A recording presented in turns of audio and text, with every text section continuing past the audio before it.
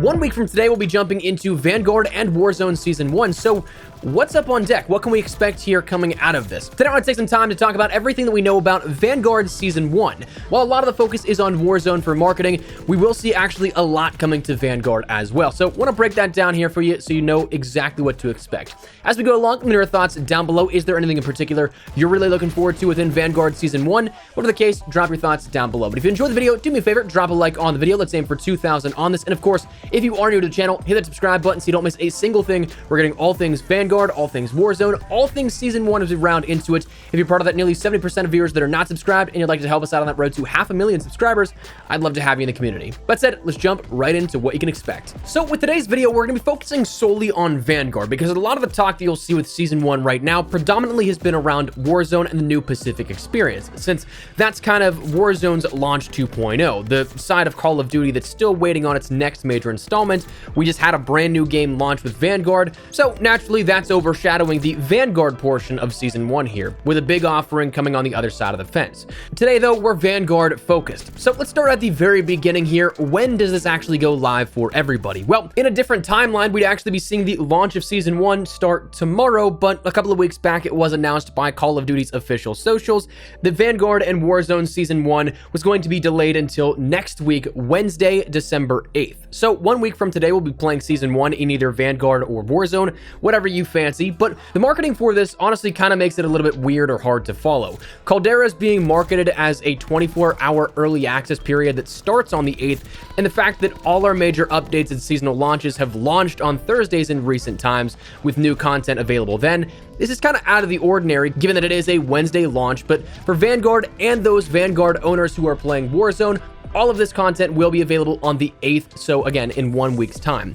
Though additionally, if you want to get a little bit more specific with it, based on the current Battle Pass timing, assuming there is no sort of delay or anything like that, or in this case, subtraction of time, it seems like we'll be seeing a slight deviation in the pattern of the release that we've had in the last year or so, with the Battle Pass currently set to finish and hit 0 at 9 a.m. Pacific time, noon Eastern, and 5 p.m. in the UK, which is perhaps convenient or inconvenient depending on what you've going on that day. Overnight updates were always kind of inconvenient for everybody, I'd say, allowing though for the player population to ease onto the servers and not immediately flood it with active users. But at the same time, this is now in the middle of a workday for probably most people watching this video, so I'm not sure if that's a good or bad change just yet.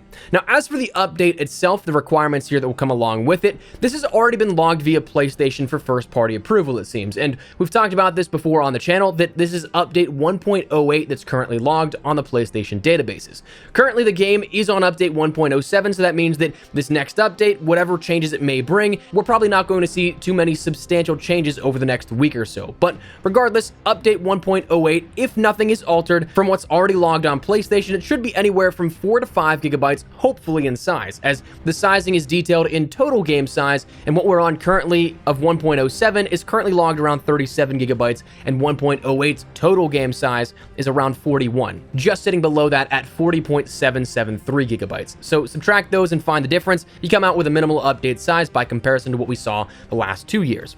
Right now, though, it's not necessarily known if we'll see any preloads on the download for Season 1, but if it is possible, we've seen that happen predominantly with PlayStation the last year or so, as a sort of unmentioned air quote PlayStation bonus, as the marketing teams would dub it, for that exclusivity on PlayStation, which truthfully, I guess really isn't too terrible in the long run since we're all getting DLC for free at the same time, and this year there's no exclusive modes or anything granted to PlayStation users. But anyways, let's start out with the ground floor. What do these seasonal offerings bring us? Well, firstly, we have that Battle Pass. This is going to continue on with what we saw the last 2 years now, with 100 tiers of content accessible in 3 different ways. Number 1, you can play absolutely for free and gain about 25% of those tiers with absolutely no purchase necessary, and the biggest and most important ones of those 2 new functional weapons coming in those free tiers. So you do not need to buy the Battle Pass at all if you do not want to. There also will be a base level access for 1,000 COD points, starting you at tier 1, allowing you to progress through all 100 tiers as the season goes on. And then finally, the third option is that Battle Pass bundle, which is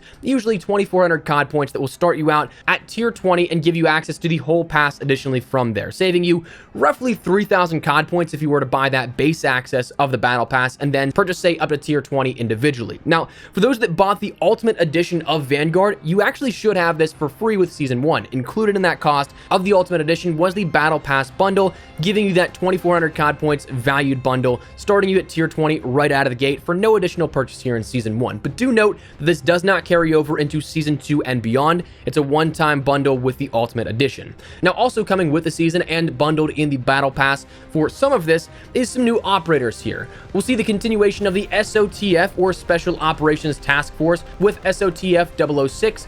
So if Season 2 doesn't have a 007 James Bond crossover, I'm gonna be a little bit upset there. But jokes aside, because that probably won't happen, we should be seeing 3 operators, though only one of which at the season start and in the Battle Pass. Right now, we have on deck operators of Anna, Lewis, and Francis coming at some point. Additionally, we do know that we'll have weapons coming within the Battle Pass listed as 2 free functional weapons in the blog post we got yesterday, but that's only for launch. We will see and talk about a couple of new weapons coming later on in the season as well, later on in the video, but presumably at tier 15 and tier 31, we know of the weapons of the Wellgun, the M1944 Hyde Carbine. The PTRS has recently come into the discussion as well, alongside the Lee Enfield and Type 4, so the possibility of 2 of those on deck with the Battle Pass is definitely up in the air. Then also in the game files, we see the Barong melee and Nunchuck melee weapons, so those will be coming likely in season if they come in Season 1. Also, we'll end up seeing maps coming within Season 1 as well. Admittedly, though, this one's kind of been mum's the word. There really hasn't been too much listed in terms of maps or teasers that we have pointing to what we see, but we do have listed in that blog post that we got yesterday that 2 maps are coming on December 8th. That includes a Pacific-inspired take on a fan-favorite classic Call of Duty map. Now again, we have no real solid intel or teasers for what these could be, but one of the current, and I'll admittedly say I'm not sure of the validity of it because I have not seen the source on it. One of the rumors right now is that Terminal is that classic reimagination, but we'll have to see how that all plays out. Additionally, outside of just content, Season 1 will also offer some fundamental changes to Vanguard, Warzone, Black Ops Cold War, and even all the way back to Modern Warfare as well, because all 4 of those games now will have a synchronized rank, something that will allow you to have ranks progress through all 4 of those games, no matter what you play. Now, granted, right now, if you do play Vanguard, it does progress things like your Warzone rank, but they're on 2 different ranking systems. Your prestige in Warzone would be different than what you see right now in Vanguard. However, after Season 1 and that synchronization of the ranks, they will all be the same thing. And for those that grinded out Black Ops Cold War this past year, whenever we saw the synchronized ranking happen for the last 365 days, that will now be immortalized in a legacy section within your barracks. So you can see all the progression that you made last year, and presumably as this system continues on, we'll see this happen next year whenever Vanguard gets retired and added to the legacy. The year following, Modern Warfare 2's ranks will then be immortalized and put in the legacy tab as well. So that's something that we'll see probably continue on for a couple of years, like it or not. We'll also see that we'll have seasonal challenges introduced here, just how we saw with Modern Warfare and Black Ops Cold War, though following more so the Black Ops Cold War rank as well, given that you can still then progress on further after your max ranks and hitting Master Prestige, so that you'll be able to get all that XP and it won't cap you out at 155 like we saw with Modern Warfare. Likely also having an overall Mastery calling card associated with it, though not confirmed at the time. Those are your primary main seasonal things here at this. The shop also will be returning here. That's something that will be introduced with Season 1 also. I'm not entirely sure how we're going to see the blueprints and designs for camos and things work out just yet. Right now, it seems relatively tame in regards to the camo designs that we have, but as the year goes on, we're likely going to be seeing some more crazier designs and things like that. So just bear that in mind. That will be introduced with Season 1 and progressively continue on throughout the year. Things that aren't explicitly stated or anything like that, but are likely to be coming here with this update of Update 1.08 can boil down to some technical changes, things like your weapon tuning, hopefully in a major capacity. I mean, we saw a few things changed out with some weapons. You saw that the caliber conversions mixed with vital, they were stacking improperly. That was fixed out. Shotguns had some slight nerfs, but still don't quite do the job here in a lot of scenarios. But outside of that, we haven't really seen any weapon tuning since launch, which is incredibly out of the ordinary for a multiplayer in COD, especially within that first month. Normally we see a handful of weapon tuning in that first month period.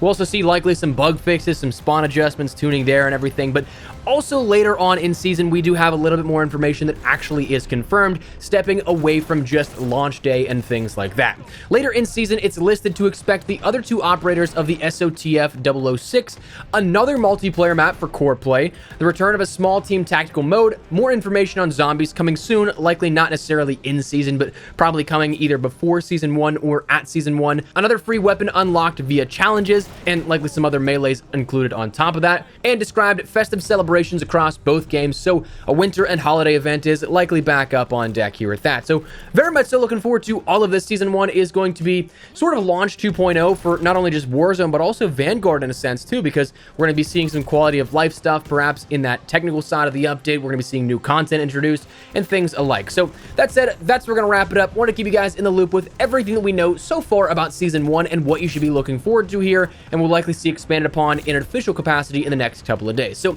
that said, that's where we're going to wrap it up. I would love to get your thoughts and feedback down there in the comment section down below. What are you guys looking forward to with Season 1? New weapons, battle pass, rank shift, Warzone stuff, perhaps, whatever the case, drop it down below. But if you enjoyed the video, do me a favor, drop a like on the video. And of course, if you are new to the channel, hit that subscribe button so you don't miss a single thing regarding all things Vanguard, all things Warzone, and anything Season 1 related. We'll keep you up to date as we roll into all of that. But thanks so much for watching. Minus my espresso. I'll see you guys later. Take care and peace.